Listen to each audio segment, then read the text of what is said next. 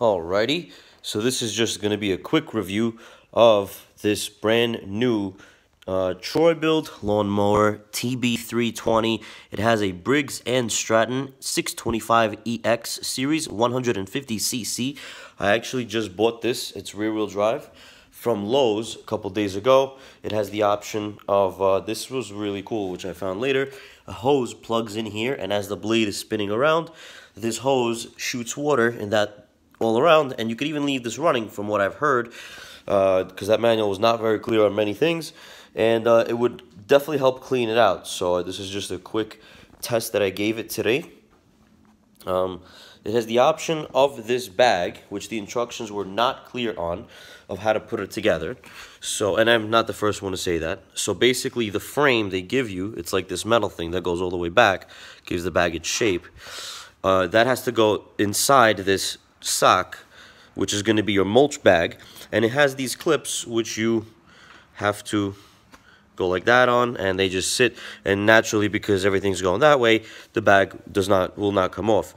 It is extremely easy to put on. All you do is lift this, and then I'm trying to do this with one hand, but you take that handle, let's just say, right, I had to put my phone down, you take that handle, while you're holding that, it's spring loaded. Just put that in, and it sits perfect and nice and tight, actually. And then it's very easy to remove, but I haven't used it yet. What I've been using just for today is this side blaster, grass blaster. So I actually took some carbon fiber film and put it on the front and on the side, because some cars look very cool like this. This has no purpose apart from looks, but for me. But I do like the fact that it is a Briggs and Stratton motor. Familiar name, familiar company. I chose this over the Honda motor that they also had from Troy-Bilt at Lowe's, and I got it for $300. It was $20 off. Not much of a discount, but whatever. Nonetheless, I did need one, and I just basically hosed it down as soon as I was done with my first cut. I do like the fact that these rear drive wheels would be interesting to put some studs in them, because they actually work really good, and this thing pulls a lot. I actually have to get up that I can't really see, but bottom line, I have to get up that. And this does the job very easily. The manual said this should not go over a 15-degree incline, but that is far from a 15-degree incline. I think that's like a 30. No, that's like a 25. But anyways, this thing climbs it very easily. And I actually used it to chop down about a 2-foot tree. Not tree, but these weeds that just popped up really fast.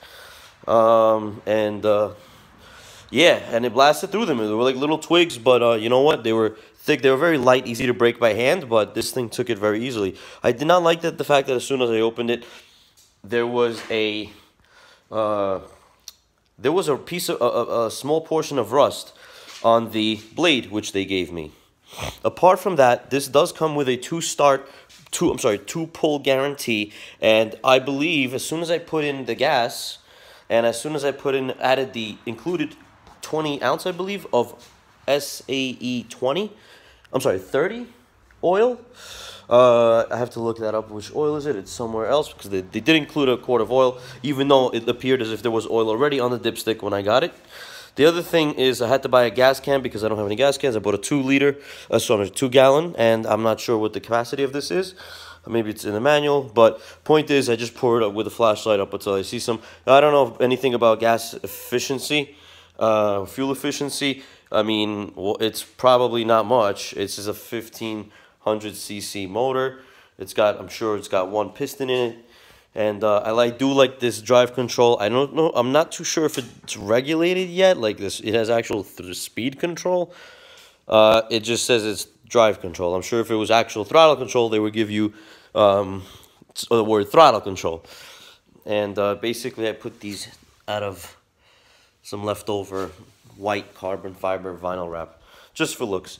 The other thing I noticed is another lady on YouTube, I'm not going to mention the name, said that she returned it to the store because when she bought this, these were on the inside. Indeed, they were, out of the box. What you have to do, and this goes out to her if anybody wants to search it up, for this chore build, whatever. I forgot what her video was called, but they have to be reversed. When it's shipping, it's loose and over here. And she's like, oh, I can't tighten it because it's too loose or whatever. Yeah, I'm sure I'll give you something that's loose. Anyways, so bottom line is this. So it has a rear-wheel drive motor, which is great. It was a great choice. And the grass, for my first grass lawn cut, I actually enjoyed the experience. You know something? I didn't feel like I needed to use any muscle, which kind of sucks, but again, it's no effort, you know what I'm saying? So whatever. I do like the fact that it does shoot out grass from the side, and when I was done with it, I just gave it a quick blast with water. If I hosed it down, I actually put it on its front by tilt, and then I hosed it down with some water on the bottom, and it seems pretty, you know, tolerant to that stuff. Just don't get any water directly into the casing of the motor. This is the exhaust, okay? This is the spark plate, so I guess no sparks come. This is a very easily removable attachment, and actually it's great because what it does is if you want to go from shooting grass to mulching grass, and what that's going to do is like it's going to close off this circle area, and therefore even the blades are angled up a little bit. So one blade is angled on this side this way, the blade on opposite of it is angled this way. Well, actually it's the same way, but point is, as they spin, it's like a propeller, and it draws air from underneath, and it kind of almost, I want to say, sucks it to the ground like a car at high speed. There's a low vacuum, but what it does is actually it lifts the grass, even that grass that you walk down. And I know this because I drove accidentally in the backyard, and I made these two lines of a heavy car. I had made two paths, one in, one out. So I was concerned that that wouldn't get it, but you know what? This is interesting that it picked all that up in one pass, and it got all that, and I was able to do the lawn in a very, very quick speed. And I was surprised that as soon as you pull that lever, this thing, I don't want to say runs off on you, but like shit, you know. Very, very good experience, and I'm sure this would have to be closed, and therefore this would have to be open to accept this mulch bag. I haven't tested it out yet. As you can see, it's extremely clean, but I did take the time just for a minute to soak down the wheels, and just with a very generic shop rag, just wipe off the excess globs of grass that I've accumulated. The other thing that I did was I checked the air filter. That's very easily serviceable, I gotta say. And then, do they make a K&N or high performance version of this? I don't know. But basically, I also put some Sunoco 91, I believe, in this. I didn't read too much of the manual. Honestly, it kind of lost me. So I just asked a bunch of people. I put in Sunoco 92, not the premium one or whatever, the middle one. And I also added a fuel stabilizer, as someone else recommended in their video. And I do like the fact that it does have an adjustable, I want to say lift system, because that's pretty cool, but it's not a lift system, it's just a, and then this thing can really squat, and this is how it looks when it comes out of the box. It looks like a low rider, but, you know, obviously, you shouldn't do that. All right, so you really kind of need two hands to, like, raise it, because one will help you lift it. The other hand, you can pull that lever. I'm just holding my phone, so I don't want to do it. But basically, you want to keep these, which makes sense. You want to keep the front and the back at the same lift. I don't know what numbers 2 through 6 mean, like exactly the inch height, but I will look into this later. And that's about it. I have to say I'm very surprised with lawnmower. It appears the only thing that I'm hearing difficulties about is the fact that there might be, when you do an oil change at 500, I'm sorry, I'm thinking of a car. When you do an oil change at 5 operating hours, which as it seems to me like the break-in period, I would personally like to service more of the fluids, if there are any. But the manual doesn't specify any of that, because I like to keep the fluids all clean and fresh. So, I don't know about that. It seems that it's bolted on, but nonetheless, I'm sure it's a good motor. I've heard great things about it. Looked at the reviews. They say very positive things. Looking forward to a very useful device. The warranty is only 2 years out of the factory, limited warranty. But I went on Troy Built's website, and on their videos, I don't know, they seem pretty proud of their work. They do some tests that they show you how they keep running this lawnmower over bumps 24 hours a day, just to see how, you know, how things hold up. And if they're willing to say that, I'm pretty sure they're not trying to crap out on the main components, because honestly, I wouldn't be surprised if you need down the road, because everybody owned a bike, you know about this cable, you know, it goes bad. And it doesn't specify anything in regards to that. But apart from that, I'm looking forward to this motor being solid, because everything else does appear to be, in some way, shape, or form, serviceable. So that actually does maybe add to the appeal of this product. And seems like, yeah, I don't know if it's an American company or not.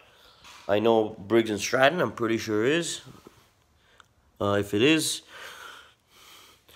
But I do like the fact that it does give you all this stuff. Mulch side discharge, 21 cutting disc, self-propelled mower. And get the rear-wheel drive if you have hills. Don't go for the front-wheel drive. That's why I didn't get that Honda. Have a good day. Thank you. We'll have more interesting stuff like this. As a homeowner, myself, I'm exploring a lot of these things right now, such as the frustration I have with that gas can.